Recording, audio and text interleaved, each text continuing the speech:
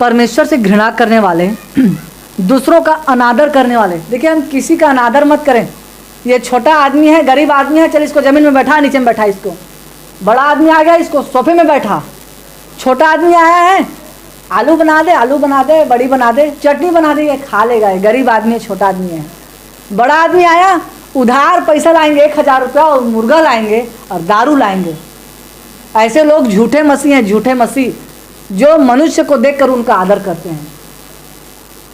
हमें सबका बराबर आदर करना है। परमेश्वर ने हमसे बराबर प्रेम किया है, इसलिए हम सबसे बराबर प्रेम करें। मुंह देखकर प्रेम कर रहे हैं, ऐसा झूठा प्रेम है। हम झूठा प्रेम किसी से कर रहे हैं, वो प्रेम थोड़ी है। हम सबसे बराबर प्रेम करें। जैसे हम अपने बच्चों से अच्छा प्यार करते हैं, वैसे दूसरों के बच्चों से भी हम अच्छा प्यार करें। यही तो परमेश्वर हमें सिखाता है और यही परमेश्वर हमें बताता है कि नहीं? और जो परमेश्वर के प्रेम को सही रीति से अपने जीवन में लागू करते हैं, वही सच्चे मसीह हैं। हम अपने बच्चे से प्यार कर रहे हैं, पड़ोसी के बच्चे को नफरत कर रहे हैं, दुश्मन के बच्चे को नफरत कर रहे हैं, तो हम झूठे मसीह हैं, हम झूठे लोग हैं। हमारे अंदर शैतान की आत्मा है, हमारे अंदर फिर नफरत की आत्मा है। जो सच्चे मसीह होते हैं वो सबके बच्चों से बराबर प्रेम करते हैं, चाहे वो अमीर का बच्चा हो या गरीब का बच्चा हो, दोस्त का बच्चा हो या फिर दुश्मन का बच्चा हो। एक सच्चा मसीह बनना है हमें। अनादर करने वाले, अभिमानी। देखिए, एक सच्चा मसीह कभी घमंड नहीं करता, किसी भी बात में घमंड नहीं करता। ना अमीरी में घमंड करता है, ना बुद्धि में घमंड करता है, ना सुंदरता में घमंड करता है। एक सच्चा मसीह कभी घमंड नहीं करता। लेकिन जो लोग घमंड करते हैं, जो लोग दौलत पर घमंड करते हैं, बुद्धि पर घमंड करते हैं, अपने शोहरत पर घमंड करते हैं, उनके अंदर शैतान की आत्मा है, वो लोग झूठे मसीह हैं। सच्चा मसीह कभी भी घमंड नहीं करता, बल्कि सच्चा जो मसीह है उनके अंदर परमेश्वर का प्रेम एक धन के रूप में रहता है। डिंग मार मतलब समझते हो? छत्तीसगढ़ी में कहावत है, खाए बदाना नहीं अब बोरी भर माला। पॉकेट में पैसा नहीं है, बाइक में पेट्रोल डला के हीरोगिरी कर रहे हैं। डिंग मार, घर में कुछ नहीं है और दूसरों को बता रहे हैं कि बहुत अमीर हैं। ऐसे डिंग मारने वाले लोग परमेश्वर को पसंद नहीं है। हम डिंग मार रहे हैं, मेरा इतना बिल्डिंग है, इतना घर है, इतना खेत है, इतना नौकरी है। अरे है तो अच्छी बात है, डिंग मारने का जरूरत ही क्या है? अब जिनके पास है तो चलो डिंग मार रहा है, और जिनके पास नहीं है वो भी डिंग मारता है। मेरे पास ये है, मेरे पास वो है कुछ नहीं ना। ये डिंग मारने वाले लोग परमेश्वर के लोग नहीं हैं, उनके अंदर शैतान की आत्मा रहता है। शैतान पता है डिंग मारता है, आप लोगों को पता नहीं होगा, मैं बता देता हूँ। शैतान डिंग मारता है। शैतान परमेश्वर से कह रहा है अभी भी कि मैं तेरे सिंहासन से मेरा सिंहासन ऊंचा करूँगा। मार रहा है ना डिंग, और उसका जगह कहाँ है? नर्क में। तो ऐसे ही जो डिंग मारते हैं वो लोग झूठे मसीह हैं। हमें डिंग नहीं मारना है कि हमारे पास कितने पैसे हैं, कितने दौलत हैं, हमारे पास क्या है। एक सच्चा मसीह शांत रहता है, जो रहता है पास में खुश रहता है, और जो भी रहता है पास में संतोष करता है। वो डिंग मार, बुरी बुरी बातों के बनाने वाले, माता पिता की आज्ञा ना मानने वाले। बुरी बुरी बात के बनाने वाले। एक सच्चा मसीह कभी भी बुरा बात नहीं बनाता, किसी का बुरा नहीं चाहता।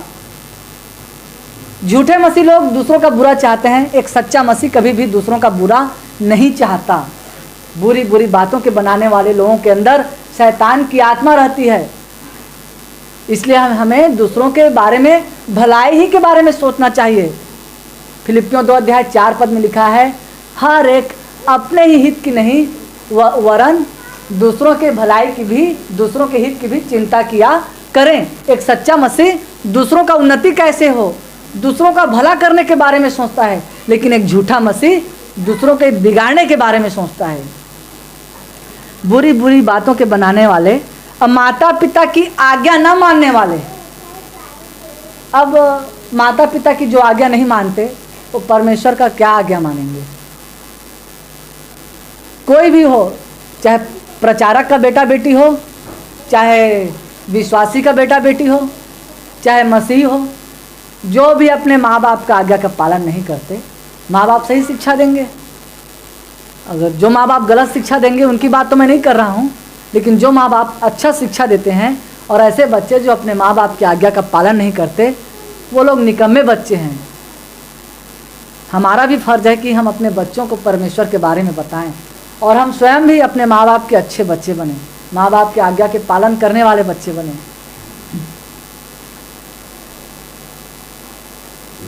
निर्बुद्धि, ठीक है, यहोवा का भय मानना बुद्धि का मूल आरंभ है।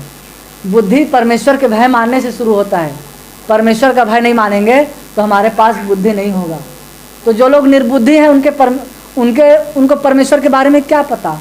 जो लोग परमेश्वर का भय मानेंगे उन्हीं के पास सच्चा बुद्धि होता है कि परमेश्वर का भय कैसे माना जाता है। यहोवा का भय मानना बुद्धि का मूल आरंभ है और परम पवित्र ईश्वर को जानना ही समझ है।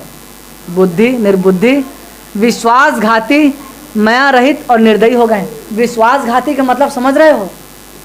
हम किसी के साथ विश्वासघात कर रहे हैं तो हम झूठे इंसान हैं। सोचिए, हम यदि परमेश्वर के साथ विश्वासघात करते हैं तो परमेश्वर को कैसा लगता होगा। हम कहते तो हैं कि परमेश्वर के पीछे चलेंगे, विश्वास दिलाते हैं परमेश्वर को, लेकिन नहीं चलते, गिर जाते हैं, तो फिर हम तो विश्वासघाती हो गए। तो परमेश्वर के साथ विश्वासघात करने वाले लोग झूठे मसीह हैं। एक सच्चा मसीह कभी भी परमेश्वर के साथ विश्वासघात नहीं करता। हम भी किसी के साथ विश्वासघात मत करें। इंसान का पैसा बड़ा नहीं होता, जबान बड़ा होता है। जबान, हम यदि किसी को जबान दे देते हैं तो हम उसको निभाएं भी। हमें किसी के साथ विश्वासघात नहीं करना है। कोई यदि हमारे ऊपर अच्छा विश्वास कर रहा है तो हम ऐसा काम ना करें कि उसका विश्वास टूट जाए। विश्वासघात का मतलब है विश्वास का हत्या कर देना। विश्वासघाती माया रहित और निर्दयी हो गए। माया रहित और निर्दयी का मतलब आप लोग जानते हो? माया रहित और निर्दयी का मतलब है, यदि हम रास्ते में जा रहे हैं, कोई गरीब भूखा प्यासा बैठा है, कोई भिखारी बैठा है, ज़्यादा नहीं 5 मिनट रुक कर उसका हाल चाल पूछें कि खाना खाए हो कि नहीं खाए हो, पानी पिए हो कि नहीं पिए हो, उसको पानी पिलाएं। यदि वो भूखा है तो उसे खाना खिला दें। हम दया करें दूसरों के ऊपर, हम माया करें।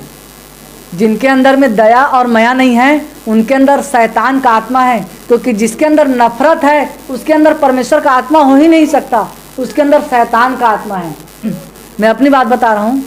मैं रास्ते पर जाता हूँ तो कोई भी गरीब भिखारी या कोई ऐसे घायल अवस्था में देख लेता हूँ किसी को, मैं वहाँ रुक कर उनकी मदद करता हूँ, उनको पूछता हूँ, मैं उनका हाल चाल जानता हूँ। मैं परमेश्वर के लिए कितना काम करता हूँ ये मुझे बताने की आवश्यकता नहीं है, लेकिन अभी प्रचार निकल गया है परमेश्वर का तो मैं आपको बता रहा हूँ।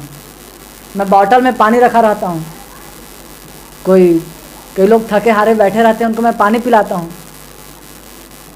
अपने बैग में जब मैं सफ़र पे जा रहा होता हूँ, मेरे गाड़ी में भी टैबलेट वगैरह, मलहम वगैरह रहता है।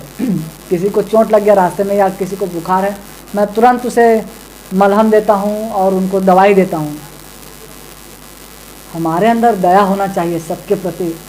अरे कोई भिखारी बैठा है भूखा, दौलत तो नहीं मांग रहा है हमारा, थोड़ा सा उनको खाना खरीद कर खिला देंगे तो गरीब नहीं बन जाएंगे। हमारे अंदर दया होना चाहिए दूसरों के प्रति। यदि कोई गरीब आदमी है जो एकदम कंगाल है, उनको हम 1 बोरी चावल दे देंगे तो हम गरीब नहीं बन जाएंगे।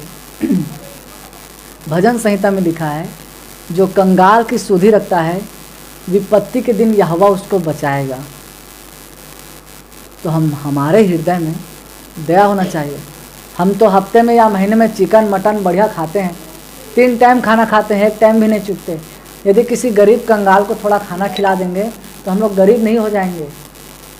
लेकिन जो लोग आज गरीब भिखारी को दान नहीं देते, उन्हें खाना नहीं खिलाते, तो इसका मतलब उनके अंदर नफरत की आत्मा है और उनके अंदर शैतान की आत्मा है। क्योंकि जिसके अंदर नफरत है तो नफरत शैतान फैलाता है, तो इसका मतलब शैतान उनके अंदर राज्य कर रहा है। वे तो परमेश्वर की यह विधि जानते हैं कि ऐसे ऐसे काम करने वाले मृत्यु के दंड के योग्य हैं, तो भी न केवल आप ही ऐसे काम करते हैं वरन करने वालों से प्रसन्न भी होते हैं। आज लोग जानते हैं कि परमेश्वर को पसंद नहीं है कि मनुष्य चोरी करे, मनुष्य शराब पीकर डांस करे, परमेश्वर को पसंद नहीं है। परमेश्वर को पसंद नहीं कि मनुष्य मूर्त की इबादत करे, परमेश्वर को पसंद नहीं है कि मनुष्य अय्याशी करे। परमेश्वर को पसंद नहीं है कि मनुष्य उसके संगति से दूर हो जाए। लेकिन जो मनुष्य आज ये काम कर रहे हैं तो बाइबल में लिखा है उस पर मृत्यु के दंड की आज्ञा हो चुकी है उस पर। अब हमें ये परखना है कि हमारे परमेश्वर को क्या अच्छा लगता है और परमेश्वर को क्या अच्छा नहीं लगता। मैं और भी विस्तार से समझाता, समय कुछ ज़्यादा हो गया है, इसलिए महान परमेश्वर इन वचनों के द्वारा हम सबको बहुतायत से प्रभु यीशु मसीह के नाम में आशीष प्रदान करें।